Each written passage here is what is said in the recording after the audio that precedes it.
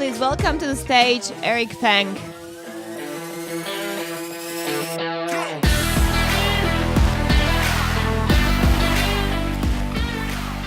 Hello. Oh, big fan right there in the left stage. Thank you very much for that. Thank you guys for being here. It's a privilege and an honor. I know it's late in the conference cycle for you guys still to be out here listening attentively. It's a real honor, and I thank you for that. And I know it's also dangerously close to lunch, which is always a tough time to do a panel, but I promise you this will be worth it. We've got two very exciting speakers that are going to share a lot of fascinating tips and insights about growth. And with that, I want to bring out our first speaker, Kalon Gutierrez.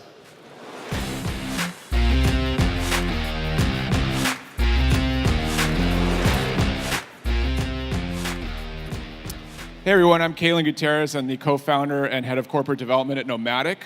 We create out-of-home, tactile, walkable virtual reality experiences. So if you can imagine walking inside of a video game or inside of a movie, we're going to be bringing these experiences to malls, cinemas, and family entertainment centers throughout the globe, starting with Asia and the United States. Our company was founded 2 years ago by former Industrial Light and Magic and Lucasfilm executives. Expertise in motion capture tracking technology, visual animation, special effects, model building, and about average of 20 years experience in the space. Thanks, Kalon. And then up next, Allan Grant.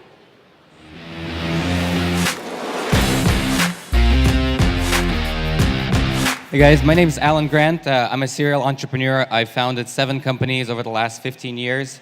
The most recent company I started is a company called Hire.com, which has followed the traditional kind of Silicon Valley hypergrowth model. We've raised over $100 million and employ hundreds of people.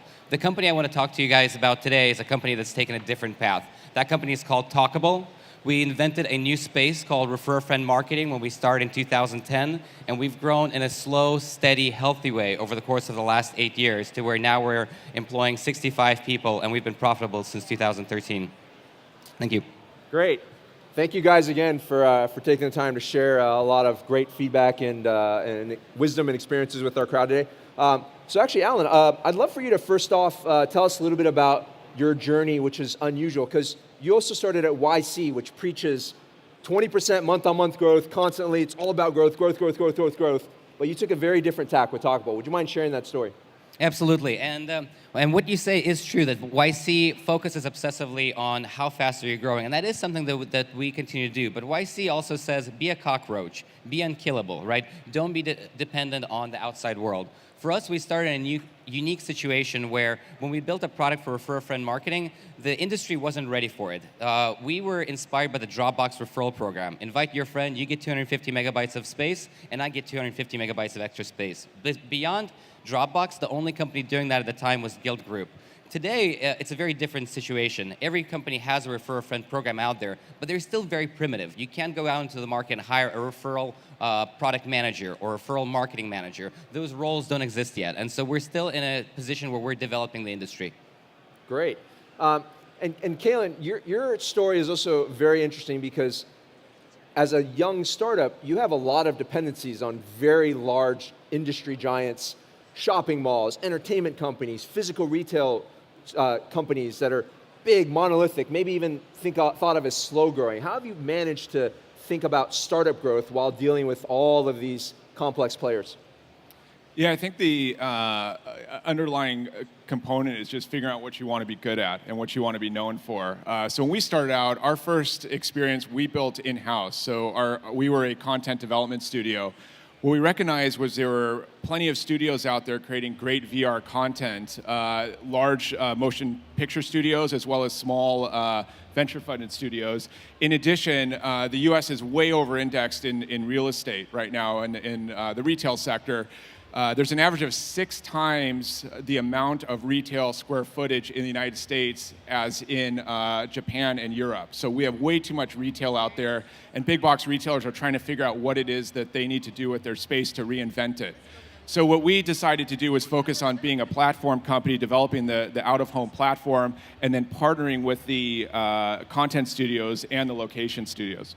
Got it.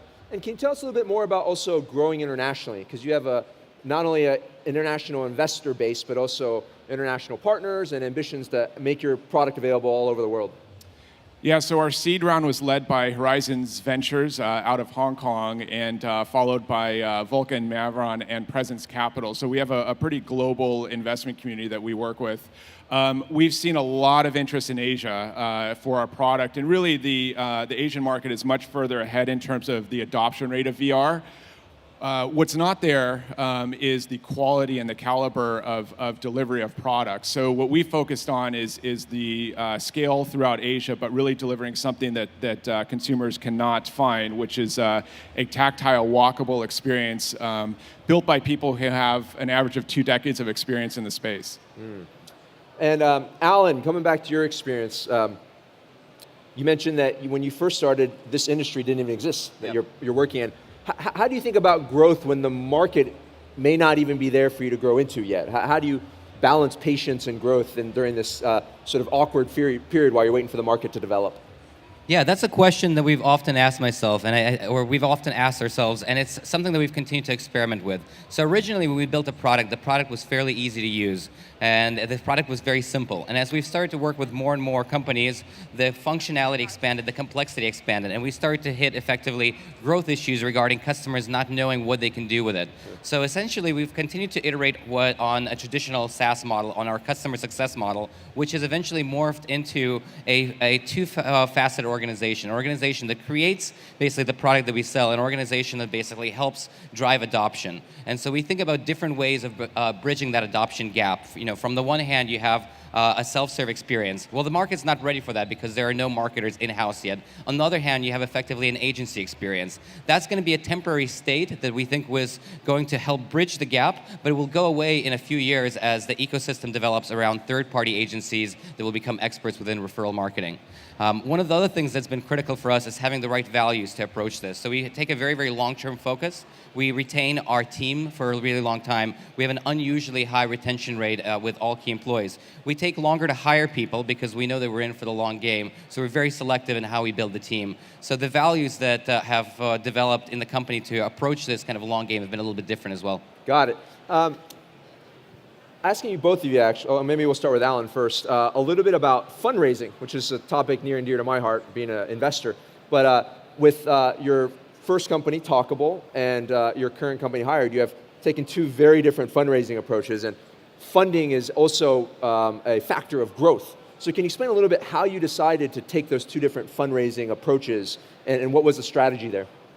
Absolutely. So I'll start kind of with a story with Hired, because that's a simpler, kind of more traditional story. So with Hired, when we built the MVP, we realized that this was a market that was already very much existing. It's a $500 billion recruiting market. And that the companies that can help us most reach our market are actually venture capitalists. The funds can help us plug into the companies that they've invested in. So when we did our seed round, we did a consortium of multiple kind of first-tier VCs that came in that would allow us to basically get the message out there. Google Ventures, NEA, Softtech, Crosslink, kind of a number of different relationships. With Talkable, when we went through Y Combinator, when we came out to do our seed round, effectively, we weren't able to find as much demand within the traditional venture community because of that market size issue. So we went out and we raised from angels that were committed to kind of building the business for the long run. And we actually raised from more than 40 individual angel investors in convertible notes that stayed unconverted up until last year. Wow. We did something untraditional as well, where we would send out monthly investor updates every month for the last 8 years. And so the investors that put in, 25, 30K into the company just found this to be very, very unusual. And so eventually they started to ping us trying to put more money in. Ultimately last year we partnered with a fantastic partner, Go Ahead Ventures, who've been with us since day one, and they converted all the notes in a very non-traditional Series A. Because we didn't need money, we raised $2 million, and we converted the notes and basically proceeded to not spend it and continue to grow organically. Wow. And Kalon, tell us a little bit also about the strategy around your fundraise. I mean, $6 million seed round, that's it's a pretty large seed round, especially too with a lot of different complex players that you've gotten involved. I'd love to hear how you decided to craft that fundraise and how you thought about using that for your growth strategy. Yeah, well, a couple of things. This is actually the third company that I've co-founded, and each one of the companies that I co-founded, we raised money differently. One of them was funded by an international investor that kind of took the gamut of the initial investment. The other was in the consumer space, and we didn't need $6 million of capital. It wouldn't have done us any good. And candidly, a consumer product, knocking on VC's doors, it's just not that sexy or exciting. They're not looking to fund something that kind of has that slow growth. So we built that, started on our kitchen table, and brought in private investors, very small investors, and grew that very organically. So fast growth is not always the right answer. In the case of Nomadic, what was important, first of all, was experiencing the product. I mean, I can't tell you how impactful it is to walk across what you think is a plank and look down, and it appears like you're 5 stories above the city traffic, and have that feeling in your stomach when you know you're just sitting inside of a room, or going up an elevator, 6 stories to a roof platform, and think that you've actually ascended, but you're really, again, just in a small motored platform. So the experience was extremely important. What we did was we were only 6 people. We were operating out of a one-room architectural firm. We took the experience out and we put it in the middle of a photo studio and just held a round of investment meetings for 3 weeks. And we said, look, everybody who's out in the community, we're going to be here for 3 weeks. We're going to set you up and come in and see what we're up to. And that's it. And then we're done.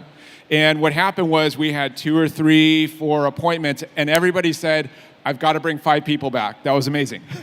So we started bringing people back, and it was just a very viral type of experience. So that was actually critical. We had started actually looking for a smaller amount of capital to raise, somewhere in the $1 to $3 million range. And we were encouraged actually by our investors to raise more, because they said that, in order to support fast growth and also some of the expenditures that we'd have to grow this type of technology, we needed more runway, we needed more capital. So it actually wasn't us looking to raise that large of a seed round. Got it. That's incredibly interesting. I think what's another great common thread with this panel is just the fact that both of you have started multiple successful companies. I'd love for you maybe to each share some of the most important learnings that you've managed to carry on through the different companies, like maybe starting with you, Allan, from Talkable all the way to Hired. What are some of the growth techniques that you found applicable that you've reused and you would actually encourage other entrepreneurs to think about in their next endeavor?